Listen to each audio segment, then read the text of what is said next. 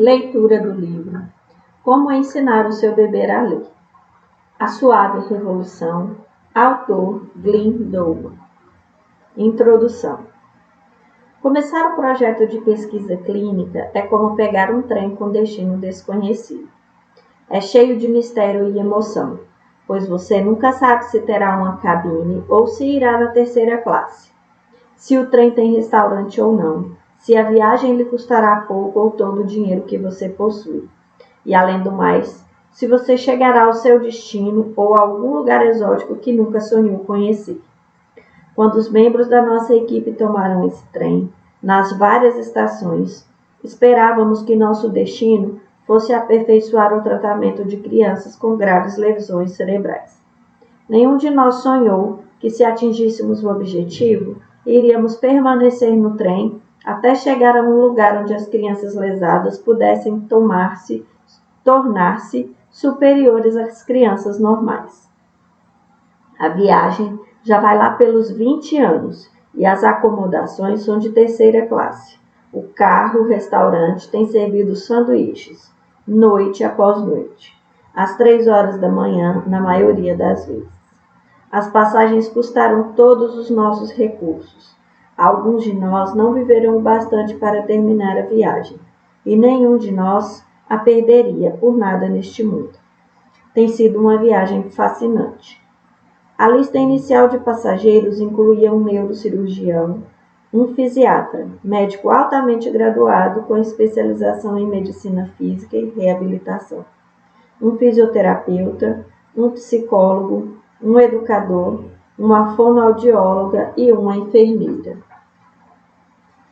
Agora somos mais de 100, com diversos tipos de especialidades adicionais. O pequeno grupo havia sido formado principalmente porque cada um de nós tinha sido responsável por alguma fase do tratamento de crianças com graves lesões cerebrais. E cada um de nós estava fracassando individualmente. Se você for escolher um campo criativo para trabalhar, será difícil achar um com mais possibilidades de progresso do que aquele em que o fracasso tenha sido de 100% e o sucesso nulo. Quando começamos o nosso trabalho há 20 anos atrás, nenhum de nós havia ouvido falar ou visto uma simples criança de cérebro lesado que tivesse ficado boa. O grupo que se formou a partir de nossos fracassos individuais hoje seria chamado de time de reabilitação. Naquele tempo tão distante, nenhum desses termos estava em moda e não os considerávamos tão importantes assim. Talvez nos víssemos mais claro e comovidamente como um grupo que se havia formado semelhante a um comboio, na esperança de juntos sermos mais fortes do que sozinhos. Começamos por lidar com um problema básico que confrontava todos os que se dedicavam à reabilitação há 20 anos atrás. Este problema era o da identificação. Haviam 3 grupos diferentes de crianças com problemas que eram sempre tratadas como se fossem iguais. A verdade é que não tinha nem mesmo o mais remoto parentesco. Elas eram frequentemente agrupadas naquele tempo e tragicamente ainda o são em boa parte do mundo, pela simples razão de serem parecidas e agirem às vezes de maneira semelhante. Estes 3 tipos de crianças constantemente agrupados eram deficientes com cérebros qualitativa e quantitativamente inferiores, psicóticos de cérebro normal e mentes perturbadas, e finalmente crianças com lesão cerebral, cujos cérebros haviam sido normais até o instante em que ocorreu a lesão.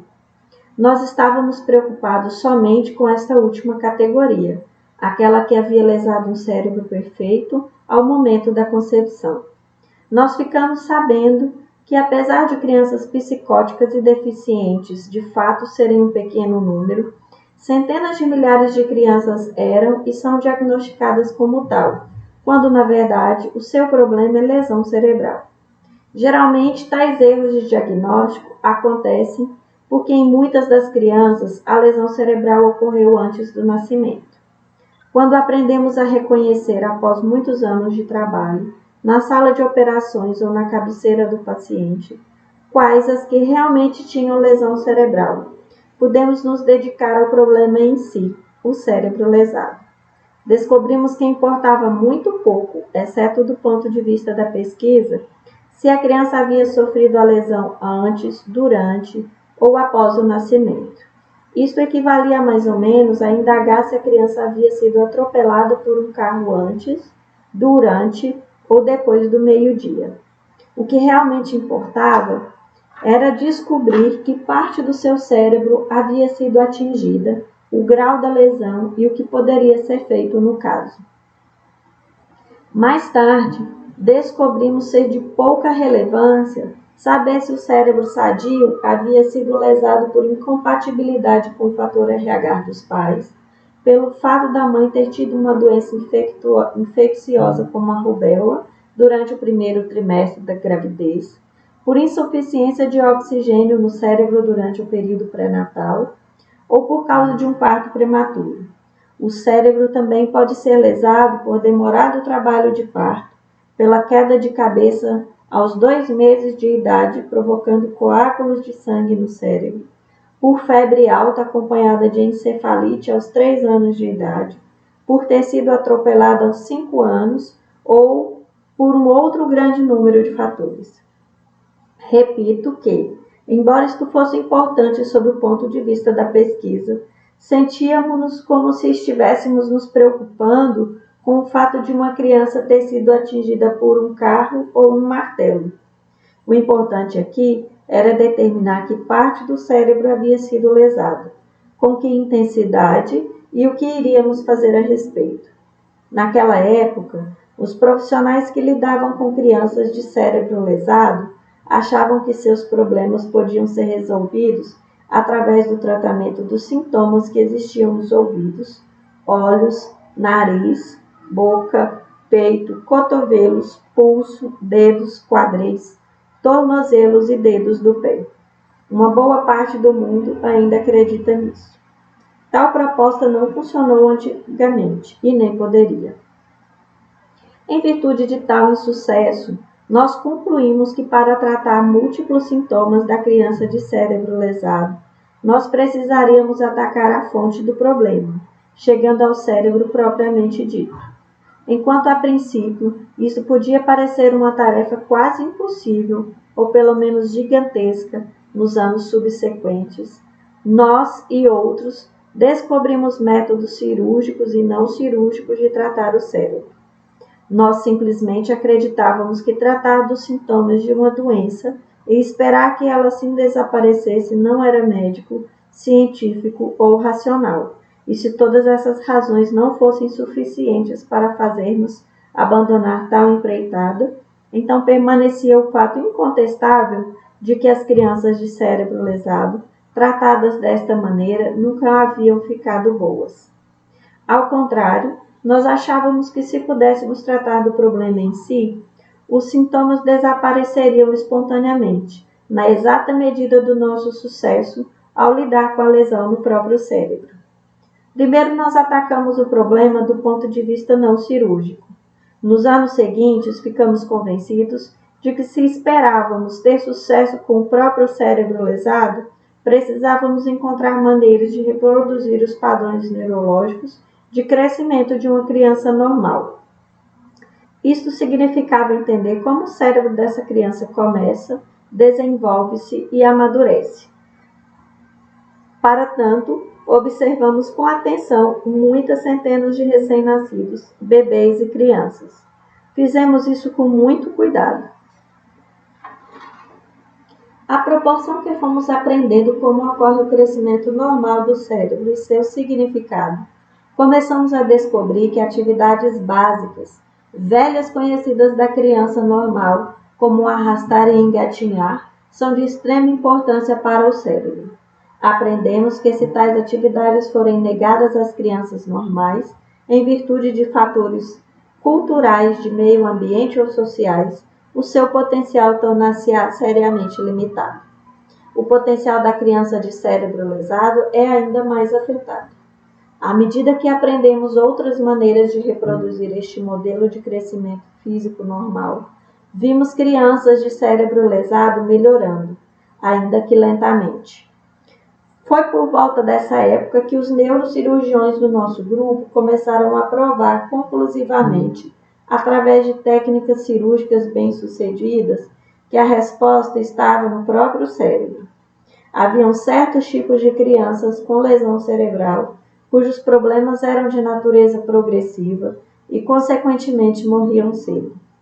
Destacavam-se entre estas as hidrocefálicas, aquelas com cabeça d'água. Tais crianças tinham cabeças grandes por causa da pressão do líquido cerebrospinal, líquido cefalorraquidiano, que não podia ser reabsorvido de maneira normal em virtude da lesão. Não obstante, o fluido continuava a ser produzido como nas pessoas normais. Ninguém era tão tolo a ponto de tratar os sintomas desta doença com massagens, exercícios ou aparelhos ortopédicos. À medida que a pressão do cérebro aumentava, as crianças morriam. O nosso neurocirurgião, trabalhando com um engenheiro, desenvolveu um tubo que carregava o excesso do líquido cerebrospinal dos reservatórios chamados ventrículos, situados no fundo do cérebro, até a veia jugular e de lá para a circulação sanguínea, onde podia ser reabsorvido de maneira normal. Este tubo possuía em seu interior uma válvula engenhosa que permitia o fluxo sanguíneo para fora, enquanto simultaneamente impedia o sangue de voltar ao cérebro. Este aparelho quase mágico foi cirurgicamente implantado no cérebro e foi chamado desvio VJ. Existem hoje no mundo cerca de 25 mil crianças que não estariam vivas se não fosse por este simples aparelho. Muitas dessas crianças têm uma vida comum e vão para a escola com as crianças normais. Aqui tínhamos uma bela prova da completa inutilidade do tratamento dos sintomas de lesão cerebral, assim como a incontestável e lógica necessidade de tratar o próprio cérebro. Outro método surpreendente servirá como exemplo dos muitos tipos de neurocirurgia usados com sucesso para resolver os problemas das crianças com lesão cerebral. Existem realmente dois cérebros, o direito e o esquerdo. Estes dois cérebros são divididos no meio da cabeça, desde a frente até a parte de trás. Nas pessoas normais, o cérebro direito, ou se você desejar, o lado direito do cérebro, é responsável por controlar o lado esquerdo do corpo, enquanto a metade esquerda do cérebro é responsável pelas funções do lado direito. Se um dos lados do cérebro for muito lesado, os resultados são catastróficos. O lado oposto do cérebro ficará paralisado e a criança terá suas funções bastante restritas. Muitas dessas crianças apresentam convulsões constantes e graves que não reagem aos atuais medicamentos. Não há necessidade de dizermos que essas crianças também morrem. O velho refrão daqueles que nunca tomaram nenhuma atitude foi repetido por muitas décadas. Quando uma célula cerebral está morta, ela está realmente morta e não se pode fazer nada a respeito. Foi então em meados de 1955 que os neurocirurgiões de nosso grupo começaram a realizar um tipo quase incrível de cirurgia nessas crianças, que passou a ser conhecida como hemisferectomia. Hemisferectomia é exatamente o que o nome sugere: remover cirurgicamente metade do cérebro humano. Começamos então a ver crianças com metade do cérebro na cabeça e a outra metade, bilhões de células cerebrais mortas e perdidas, numa jarra de hospital. As crianças, no entanto, não haviam morrido. Ao invés disso, começávamos a ver algumas que somente com meio cérebro eram capazes de debandar, falar e ir à escola. Várias delas estavam muito acima da média em inteligência e, no mínimo, tinham o QI na faixa dos gênios. Tomou-se patente que, se metade do cérebro fosse seriamente danificada, pouco importava ter uma metade normal, enquanto a parte lesada permanecesse.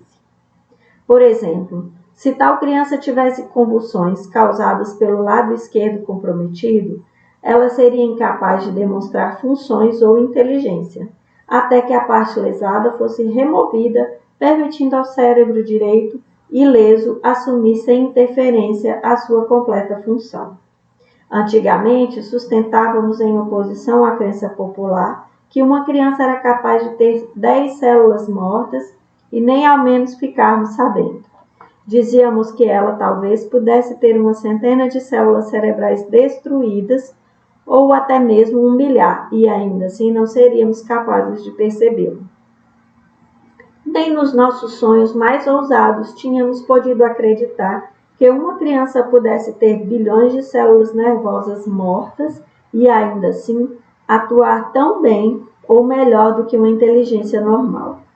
Agora o leitor deve juntar-se a nós para fazer uma pergunta. Quanto tempo levaria até olharmos para o Juquinha, que tinha metade do seu cérebro retirado, e vê-lo agir tão bem quanto o Carlinhos, que possuía um cérebro íntegro, sem perguntar: o que é de errado com o Carlinhos? Por que o Carlinhos, que tem o dobro do cérebro do Juquinha, não está agindo 2 vezes melhor ou mais? Tendo visto isso acontecer repetidamente, nós começamos a olhar para a criança normal com muitas dúvidas. Será que elas estavam atuando tão bem quanto poderiam? Aqui estava uma importante pergunta que nunca tínhamos sonhado em fazer. Enquanto isso, os integrantes do grupo que não eram cirurgiões começavam a aprender mais sobre o crescimento e desenvolvimento do cérebro das crianças sadias. À medida que nosso conhecimento da normalidade crescia, nossos métodos simples para reproduzir esta normalidade nas crianças de cérebro lesado também melhoravam. Naquela altura, começávamos a ver um pequeno número de crianças lesadas ficando boas, só com o uso dos nossos métodos não cirúrgicos, que estavam evoluindo e sendo aprimorados. Não é o propósito deste livro detalhar os conceitos ou os métodos usados para resolver os inúmeros problemas das crianças de cérebro lesado. Outros livros já publicados ou ainda em original referem-se ao tratamento das mesmas. Entretanto, o fato de que isso venha acontecendo diariamente é de grande importância na compreensão da nossa descoberta que as crianças normais são capazes de atuar de maneira muito superior ao que vem fazendo. É suficiente dizer que técnicas extremamente simples foram planejadas para reproduzir os padrões do desenvolvimento normal em crianças de cérebro lesado. Como exemplo, quando uma criança lesada não pode mover-se adequadamente, ela é simplesmente conduzida através de uma progressão ordenada dos estágios do crescimento normal. Primeiro, a ajudamos a mover braços e pernas, a arrastar e engatinhar, e por último, andar. Ela recebe ajuda para fazer estas coisas numa sequência padronizada. Progride até estágios mais avançados, da mesma maneira que uma criança avança na escola, quando recebe oportunidades ilimitadas de participar das atividades. Em breve, começamos a ver crianças seriamente lesadas que atuavam em pé de igualdade com as normais. À medida que essas técnicas evoluíam, começamos a ver crianças de cérebro lesado desenvolverem-se tão bem quanto crianças normais, de tal maneira a ser impossível distingui-las umas das outras. À proporção que o nosso conhecimento acerca de normalidade e crescimento neurológico começou a ter um claro padrão e os métodos de reprodução da normalidade se multiplicaram, começamos a ver algumas crianças de cérebro lesado atuando acima da média ou a níveis superiores. Isso foi muito emocionante. Foi até um pouco assustador. Parecia claro que nós, no mínimo, havíamos subestimado o potencial de cada criança. Uma pergunta fascinante foi feita. Suponhamos que pudéssemos observar 3 crianças. Alberto, com metade do cérebro numa jarra, Carlinhos, comum, cérebro normal, e Juquinha, que havia sido tratado por métodos não cirúrgicos e agora agia de modo normal, embora tivesse milhões de células mortas em seu cérebro. Alberto, com metade do seu cérebro operado, era tão inteligente quanto o Carlinhos. O mesmo se dava com Juquinha, com milhões de células mortas dentro da sua cabeça. O que havia de errado com o simpático Carlinhos normal e sem lesão? O que havia de errado com as crianças normais? Durante muitos anos, o nosso trabalho vinha sendo influenciado pela vibração que comumente antecede acontecimentos importantes e grandes descobertas. Através dos anos, a névoa de mistério que cercava as crianças de cérebro lesado vinha aos poucos sendo dissipada. Nós também começamos a ver outros fatos que não havíamos previsto. Eram fatos que se referiam às crianças normais. Uma conexão lógica havia surgido entre as crianças lesadas e, portanto, desorganizadas neurologicamente, e as normais, ou neurologicamente organizadas, quando antes só existiam a respeito delas fatos desconexos e dissociados. Aquela sequência lógica, como havia surgido, apontava com insistência para um caminho capaz de modificar o próprio homem para melhor. Seria a organização neurológica demonstrada por uma criança normal o fim deste caminho? Agora, com as de cérebro lesado atuando tão bem ou melhor do que as normais, a possibilidade do caminho estender-se adiante podia ser totalmente vislumbrada. Sempre se considerou que o crescimento neurológico e seu produto final era um fato imutável e irrevogável. Esta criança podia e esta outra não. Esta era inteligente e aquela não. Nada podia estar tão longe da verdade. A verdade é que o crescimento neurológico, que sempre consideramos fato estático e irrevogável, é um processo dinâmico e em constante transformação.